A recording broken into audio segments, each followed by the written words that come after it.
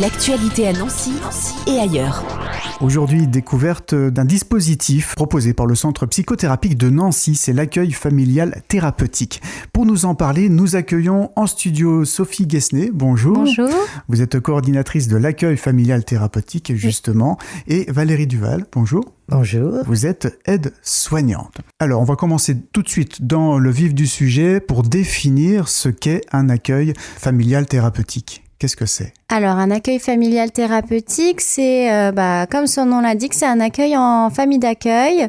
Donc, c'est des familles d'accueil qui sont formées pour accueillir des adultes qui souffrent de troubles psychiques, pour qui l'hospitalisation telle qu'on la connaît au sein de l'hôpital n'est plus forcément adaptée, qui a besoin de travailler d'autres choses qui se travailleront mieux en famille. Les patients sont accueillis en famille d'accueil dans ce cadre-là. C'est un dispositif qui existe depuis longtemps ? Ça fait une trentaine d'années que ça existe, ça a pris différentes formes et là récemment on axe plus sur permettre au patient d'accéder à son projet, exprimer son projet de vie, lui permettre d'accéder à son projet avec des objectifs bien structurés. Pour des adultes essentiellement ? Oui, alors on dirait plutôt pour des adultes à partir d'une trentaine d'années, entre 30 et 55 ans. On accueille des patients atteints de différents troubles, mais dans tous les cas, c'est toujours des patients qui sont stabilisés. Les patients qu'on hospitalise à domicile, ils seront stabilisés. Et on peut avoir aussi des personnes qui ont eu un passé psychiatrique léger, mais qui, arrivés à un certain âge, à la cinquantaine, ne peuvent plus vivre seuls, ne veulent plus vivre seuls, ont besoin d'être accompagnés. Et c'est une demande de leur part d'aller en famille pour être rassurés dans un contexte familial avec des enfants, des petits-enfants et tout ce qui s'ensuit. Alors vous l'avez dit, ça existe depuis longtemps, ce dispositif sous différentes formes, mais ça reste assez peu connu aujourd'hui encore ? Et oui, effectivement, et actuellement, on a peu de familles d'accueil, on a peu de patients adressés, et c'est aussi la raison de notre présence aujourd'hui, c'est de faire connaître ce dispositif qui est vraiment un atout pour l'hôpital. Ça permet de...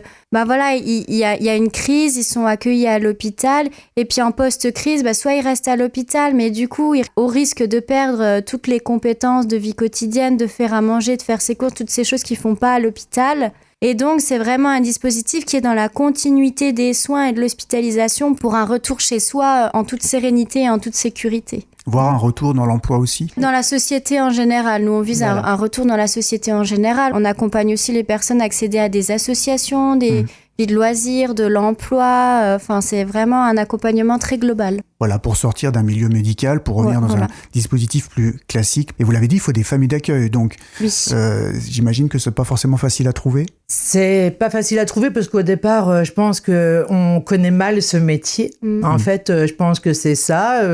À fin de compte, on demande pas tellement de références. Je pense que pour être un bon accueillant, il faut déjà au départ aimer les gens. Pour pouvoir prendre soin d'eux, pouvoir les rassurer, ne pas avoir de jugement sur leur passé. D'ailleurs, la famille ne connaît pas forcément complètement le passé du patient. On va être succinct parce qu'il y a des passés qui sont tellement douloureux que des patients ne voudront pas forcément en parler en famille. Donc, il ne faut pas qu'il y ait de jugement. Il faut que ça soit un cadre assez sain. On demande à ce que la famille accueillante ait une chambre pour le respect de la personne, une chambre correcte minimum de 9 mètres carrés. Nous, on respecte le choix du patient parce que le patient peut ne pas avoir envie qu'il y ait d'enfants dans la famille par rapport à des traumatismes. Donc, on tient compte de tout cela. Alors après, c'est peut-être pas évident de trouver toujours la bonne famille, mais on fait tout ce qu'il faut pour que ça convienne aux patients et à la famille. Et dès l'instant qu'une famille est motivée, a envie d'aider les autres, d'accompagner à acquérir de nouvelles compétences ou ne serait-ce que aider à reprendre confiance en soi, c'est déjà le plus gros du travail est fait en fait. Maintenir déjà les compétences, c'est déjà très bien, parce que on a tellement de profils différents de patients, Il faut s'adapter. Il faut s'adapter, voilà. Oui. Donc c'est gagnant-gagnant aussi pour les familles qui accueillent parce qu'on apprend aussi beaucoup dans cette expérience-là. Ah oui, c'est enrichissant. Et d'ailleurs, on a des familles d'accueil qui sont très investies et dont les patients font maintenant, on peut le dire, partie de la famille. Ils sont vraiment intégrés. Les petits-enfants les reconnaissent comme faisant partie intégrante de la famille. Ils partent en week-end en famille. Enfin, c'est très enrichissant. Ça oui. peut faire casser des idées reçues autour de la santé mentale? Oui, parce que ça fait peur en fait la santé mentale, mais c'est pour ça qu'on insiste sur des patients stabilisés. Même nous, dans nos expériences, on se rend compte parce qu'on n'arrive pas comme ça en psychiatrie par hasard, mais on se rend compte que c'est des êtres humains, des personnes comme tout le monde qui un jour, il y a eu, ça a basculé, hein, parfois c'est simplement ça. Tout le monde peut un jour passer de l'autre côté de la barrière, comme je me dis, mais voilà, c'est très important d'avoir des personnes qui vont faire confiance à la personne pour lui redonner confiance en lui, avancer, retrouver une vie normale dans la société. Et ça, c'est du point de vue des patients, mais du point de vue des familles, enfin de la société en général, c'est un bel outil de déstigmatisation parce que du coup, ils sont dans les familles d'accueil. Et les familles d'accueil, ont leur vie sociale, vont chez les amis et se rendent compte que, oui, en fait, ok, il est porteur d'une schizophrénie, mais en fait, ce soir, on a mangé ensemble, on a bien rigolé, tout s'est bien passé, c'est un être humain comme les autres, en fait. Donc, oui, ça diffuse l'idée que la psychiatrie, ça doit pas faire peur, c'est des êtres humains et qu'on peut tout à fait vivre avec. Je connais un patient qui a 60 ans et qui m'a dit la première fois qu'on m'a fêté Noël, c'était il y a 10 ans quand je suis arrivée dans la famille, parce qu'en étant petit, ça n'existait pas. Et il est fin heureux, il a décidé de rester dans cette famille.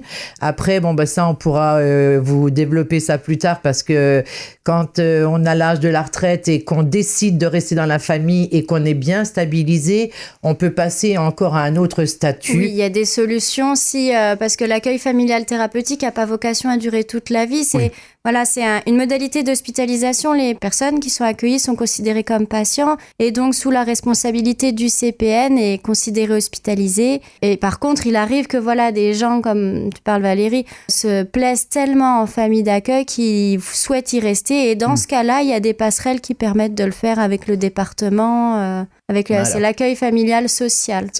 Voilà, donc, ça c'est un autre dispositif, mais c'est vrai que la première mission de ce dispositif, l'accueil familial thérapeutique, c'est un point d'étape en fait. C'est pour se relancer et après retrouver une autonomie. Ouais. Un tremplin. On dit thérapeutique parce qu'ils sont toujours sous traitement et ils rencontrent tous les 3 mois un psychiatre. Oui, et il y a des soins. Nous, on est l'équipe d'AFT, on va dans les familles au minimum 1 fois par mois, plus si nécessaire. Il y a possibilité de rencontrer une assistante sociale, on a un médecin psychiatre. Enfin, on est vraiment une équipe pluridisciplinaire, c'est vraiment une équipe de soins et les patients bénéficient toujours de soins en accueil familial thérapeutique. Effectivement, pour les familles d'accueil, il y a aussi un accompagnement, vous êtes présents, vous l'avez dit tout le temps. Oui, on est disponible et le CPN leur propose des formations, évidemment, sur les pathologies, pas au tout départ de l'entretien et dans le courant de l'année, il peut y avoir plusieurs formations proposées. Et puis on est disponible, effectivement, il y a un portable sur lequel ils peuvent nous appeler.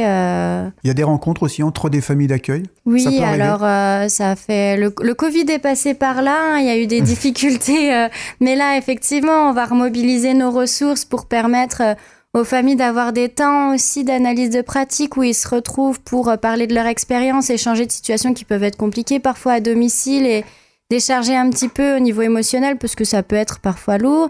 Et puis, on veut organiser aussi des temps plus conviviaux, de cohésion d'équipe, des choses comme ça. Oui, on est en train d'en reparler et en ce moment, on peut dire que les familles qu'on a actuellement se connaissent. Elles se téléphonent et tout ça. Mais il y a 1 an et demi, on avait fait une grande rencontre comme ça, mais c'est une grosse organisation. Et donc, on va reprendre parce que c'est une demande de la famille, de tout le monde. Les patients aiment se retrouver aussi, Et puis le personnel, Donc, vous cherchez aussi des familles d'accueil. Alors, comment ça peut se passer aujourd'hui si des auditeurs nous écoutent, se disent, seraient un peu intrigués, se disent, pourquoi pas nous? Comment ça se passe? Déjà, tout le monde peut postuler dès l'instant que... Alors, il y a des petites conditions à remplir. Effectivement, il faut une chambre de 9 mètres carrés. Il faut bénéficier d'une voiture, d'un permis de conduire pour pouvoir faire les déplacements avec les patients. Et puis, on a un secteur géographique aussi. C'est à moins de 70 km de Laxou, là où on est basé. Si une personne est intéressée pour être famille d'accueil, il suffit d'adresser sa candidature motivée, donc avec CV, lettre de motivation, à la direction générale du centre psychothérapique de Nancy, rue du Docteur Archambault à Laxou. Merci beaucoup Sophie Guesnet. Un dernier mot peut-être, Qu'est-ce que ça représente pour vous, ce dispositif ? Alors pour moi, c'est un outil formidable pour permettre aux patients de s'épanouir et de, malgré une maladie psychique qui est difficile à vivre, leur permettre de retrouver la joie de vivre et de l'autonomie pour faire vivre leur projet, donner du sens à ce qui leur arrive. Et je trouve que c'est un outil formidable qui tend à se développer et je trouve ça génial. Et Valérie Duval, vous êtes aide-soignante ? Je suis aide-soignante depuis 25 ans et c'est pour moi, j'arrive plutôt sur le chemin de la retraite et je vais souhaiter vraiment dans mon métier un jour pouvoir faire de l'accueil familial thérapeutique parce que je connaissais.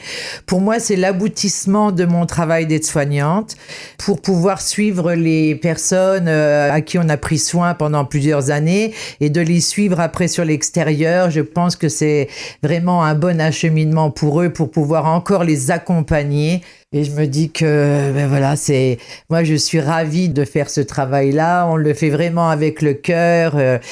Je remercie énormément mon chef qui m'a choisi à un moment donné pour le faire.